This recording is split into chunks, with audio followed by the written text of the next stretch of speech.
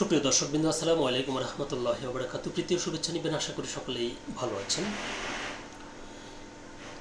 এখন থেকে আরও কয়েক বছর আগে লোহিত সাগরে ইয়েমেনের হুতিরা মার্কিন যুক্তরাষ্ট্র সহ পশ্চিমাদের বলতে গেলে নাকানি চুবানি খাইয়েছিল, তাদেরকে দিয়েছিল দারুণ এক শিক্ষা। সেই যুদ্ধে হুতিরা 4টি জাহাজ ডুবিয়ে ফেলে এবং কয়েকশো কোটি টাকার ক্ষয়ক্ষতি করে পশ্চিমাদের। সে ভয়ে ওই পথটি পশ্চিমা তথা মার্কিন যুক্তরাষ্ট্র নাকি এড়িয়ে চলে। এখন প্রশ্ন হচ্ছে যে হরমুজ প্রণালী নিয়ে যে মার্কিন যুক্তরাষ্ট্র এখন ইরানের সাথে ঝামেলা করছে, সেই হরমুজ প্রণালীতে মার্কিন যুক্তরাষ্ট্র তথা পশ্চিমাদের একই পরিণতি হয় কিনা সেটি এখন দেখার বিষয়। এ নিয়ে দৈনিক যুগান্তর পত্রিকায় আজকে একটি প্রতিবেদন প্রকাশিত হয়েছে, যার শিরোনাম বলছে যে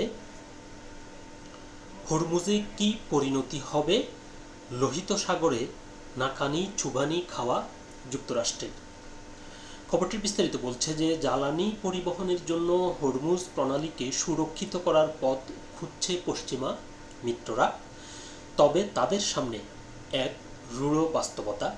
কয়েক বছর আগে লোহিত সাগরে শুরু করা একই ধরনের প্রচেষ্টায় শত শত কোটি ডলার খরচ হলেও শেষ পর্যন্ত ইয়েমেনের হুতিদের বিরুদ্ধে তা ব্যর্থ হয়েছে। লোহিত সাগরের সেই তিক্ত অভিজ্ঞতা, 4টি জাহাজ ডুবি, 100 কোটি ডলারের বেশি মূল্যের অস্ত্র ব্যয় এবং এমন একটি পথ যা জাহাজ শিল্প এখনও এড়িয়ে চলে, এখন হরমুজ প্রণালীর উপর কালো ছায়া ফেলছে। বিশ্বব্যাপী তেল ও তরলীকৃত গ্যাস এলএনজি সরবরাহের প্রায় 1/5 এই পথ দিয়ে যায়, অর্থাৎ বিশ্বের মোট 5 ভাগের 1 ভাগ তেল ও গ্যাস এই পথ দিয়ে যায়। বর্তমানে এটি ইরানের মাধ্যমে অবরুদ্ধ, যারা হুতিদের তুলনায় অনেক বেশি শক্তিশালী প্রতিপক্ষ।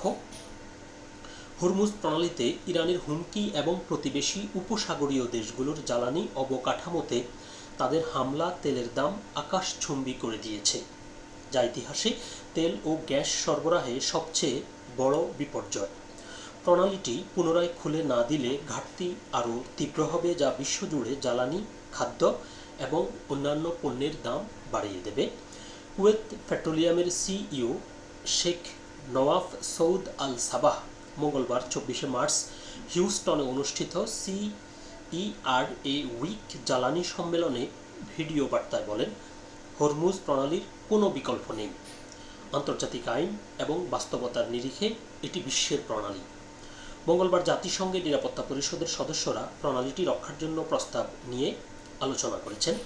বাহরাইনের মতো কিছু দেশ কঠোর অবস্থান নিয়ে প্রয়োজনীয় সব ব্যবস্থা, যার অর্থ সামরিক শক্তিও হতে পারে, নেওয়ার পক্ষে মত দিয়েছেন। বিষয়টি নিয়ে 19 জন নিরাপত্তা ও সামুদ্রিক বিশেষজ্ঞের সাক্ষাৎকার নেওয়া হয়েছে, যারা এই প্রণালী রক্ষায় যুক্তরাষ্ট্র ও তার মিত্রদের সামনে থাকা অসংখ্য চ্যালেঞ্জ বর্ণনা করেছেন। হুতিদের তুলনায় ইরানের সামরিক বাহিনী অনেক বেশি উন্নত, তাদের কাছে সস্তা ড্রোন, ভাসমান মাইন ও মিসাইলের বিশাল ভাণ্ডার রয়েছে এবং খাড়া পাহাড়ি উপকূল থেকে সরু এই জলপথে তাদের প্রবেশাধিকার অত্যন্ত সহজ। 1988 সালে ইরান ইরাক যুদ্ধের সময় মার্কিন ট্যাঙ্কার এসকর্ট অপারেশনে যুক্ত থাকা অবসরপ্রাপ্ত রিয়ার অ্যাডমিরাল মার্ক মন্টগোমারি বলেন, হরমুজ প্রণালীতে কনভয় রক্ষা করা লোহিত সাগরের চেয়ে অনেক বেশি চ্যালেঞ্জিং। নভেম্বরের মধ্যবর্তী নির্বাচনের আগে এটি মার্কিন প্রেসিডেন্ট ডোনাল্ড ট্রাম্পের জন্য বড় উদ্বেগ, কারণ মুদ্রাস্ফীতিতে জর্জরিত মার্কিন ভোটাররা এখন প্রতি গ্যালন গ্যাসোলিনের দাম $4 কাছাকাছি দেখছেন। বিশ্লেষকদের মতে সমুদ্র পথটি না খোলা পর্যন্ত জ্বালানির দাম পুরোপুরি কমবে না। গত 28 ফেব্রুয়ারি শুরু হওয়া মার্কিন ইসরায়েলি যৌথ হামলার পর ইরান এই গুরুত্বপূর্ণ পানিপথ দিয়ে বেশিরভাগ জাহাজের চলাচল বন্ধ করে দিয়েছে। এমনকি ইরান এই প্রণালী ব্যবহারকারী জাহাজগুলোর উপর শুল্ক আরোপের প্রস্তাবও বিবেচনা করছে। 2023 সালের ডিসেম্বরে লোহিত সাগরে হুথিদের হাত থেকে জাহাজ রক্ষা করতে মার্কিন মিশন শুরু হয়, যাতে পরে ইউরোপীয় দেশগুলো যোগ দেয়। মিত্ররা শত শত ড্রোন ও মিসাইল ভূপাতিত করলেও 2024 থেকে 2025 সালের মধ্যে হুথিরা 4টি জাহাজ ডুবিয়ে দিতে সক্ষম হয়। এখন জাহাজগুলো এই পথ এড়িয়ে আফ্রিকার হর্ন অব আফ্রিকা হয়ে দীর্ঘ পথ পাড়ি দিচ্ছে। গবেষণা সংস্থা সিএনএ এর নৌ বিশ্লেষক জশুয়া ট্যালিস বলেন, এটি ছিল কৌশলগত ও কার্যক্ষম দিক থেকে একটি বিজয়, কিন্তু সামগ্রিক বিচারে এটি একটি কৌশলগত ড্রয় বা হার। হরমুজ প্রণালীর চারপাশের বিশাল বিপদ অঞ্চল লোহিত সাগরের বাব আল মান্দাব প্রণালীর তুলনায় 5 গুণ বড়। হুথিদের মতো নয়, ইরানের ইসলামী বিপ্লবী গার্ড কর্পস একটি পেশাদারী বাহিনী যাদের নিজস্ব অস্ত্র কারখানা ও অর্থায়ন রয়েছে। কিছু সামরিক বিশেষজ্ঞের মতে এখানে সুরক্ষা দিতে ডজন খানেক বড় যুদ্ধজাহাজ, জেটস, ড্রোন ও হেলিকপ্টার প্রয়োজন হবে। বিশেষজ্ঞরা বলছেন, ইরানের উপকূল রেখা জাহাজের এত কাছে যে মাত্র 5 থেকে 10 মিনিটের মধ্যে ড্রোনের ঝাঁক আক্রমণ করতে পারে। ইউরোপীয় institute for studies on the middle east at north আফ্রিকার পরিচালক আদেল বাকাওয়ান বলেন, সেখানে ব্যালিস্টিক মিসাইল, ড্রোন, ভাসমান মাইন আছে এবং এমনকি আপনি যদি এগুলো ধ্বংসও করতে পারেন তবুও সেখানে আত্মঘাতী হামলার ভয় থাকে। অবসরপ্রাপ্ত royal navy commander Tom sharp বলেন, লোহিত সাগরে যুক্তরাষ্ট্রকে সমুদ্রের মাইন বা সশস্ত্র ছোট সাবমেরিনের মুখোমুখি হতে হয়নি। যদি এই অভিযানে একটি মার্কিন ডেস্ট্রয়ারও হারায় তবে পুরো হিসাব বদলে যাবে। একটি ডেস্ট্রয়ারে 300 মানুষ থাকে। যদিও ইরান প্রণালীতে মাইন পেতেছে কিনা তার কোনো স্পষ্ট প্রমাণ নেই বলে জানিয়েছেন মার্কিন প্রতিরক্ষামন্ত্রী পিট হেগসেথ। তবে হাডসন ইনস্টিটিউটের বিশেষজ্ঞ ব্রায়ান ক্লার্কের মতে, মাইন পরিষ্কার, সামরিক এসকর্ট এবং আকাশপথে টহল দেওয়ার মাধ্যমে শেষ পর্যন্ত যাতায়াত শুরু করা সম্ভব হতে পারে। তবে আইআরজিসির হুমকি পুরোপুরি নির্মূল করতে কয়েক মাস সময় লেগে যেতে পারে। বলছে যে লোহিত সাগরে ইয়েমেনের হুথিদের কাছে যে নাকানি ছুবানি তারা খেয়েছিল, প্রায় 100 কোটি মার্কিন ডলার তাদের ক্ষতি হয়েছে এবং হুথিরা 4টি যুদ্ধজাহাজ ডুবিয়ে দিয়েছে। তো বলছে যে সেখানে হুথিদের যে শক্তিমত্তা, এটি ইরানের যে আইআরজিসি বাহিনী রয়েছে তাদের থেকে অনেক কম।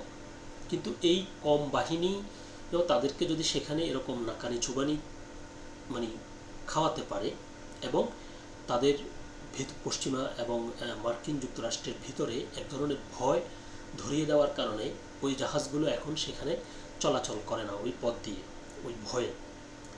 তো বলছে যে হরমুজ প্রণালীতে ইরানের যে আইআরজিসি বাহিনী রয়েছে তারা ওই বাহিনীর তুলনায়, অর্থাৎ হুথিদের তুলনায় অনেক বেশি শক্তিশালী এবং তারা নিজেরা অস্ত্র প্রস্তুত করে, অস্ত্রের কারখানা রয়েছে তাদের, এবং কয়েক গুণ হুথিদের তুলনায় বেশি শক্তি সমৃদ্ধ। বলছে মাত্র 5 থেকে 10 মিনিট সময় লাগবে একটা জাহাজে আক্রমণ করতে।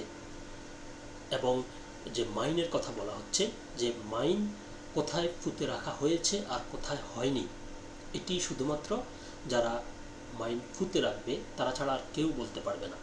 অর্থাৎ আপনি আপনার পক্ষ থেকে বলতে পারেন আমি যুদ্ধে জিতে গেছি, কিন্তু আপনি ওখানে যেতে পারবেন না, কারণ আপনি তো মাইন আপনি ফুতেননি এবং কারা ফুটছে আপনি সেটাও জানেননি।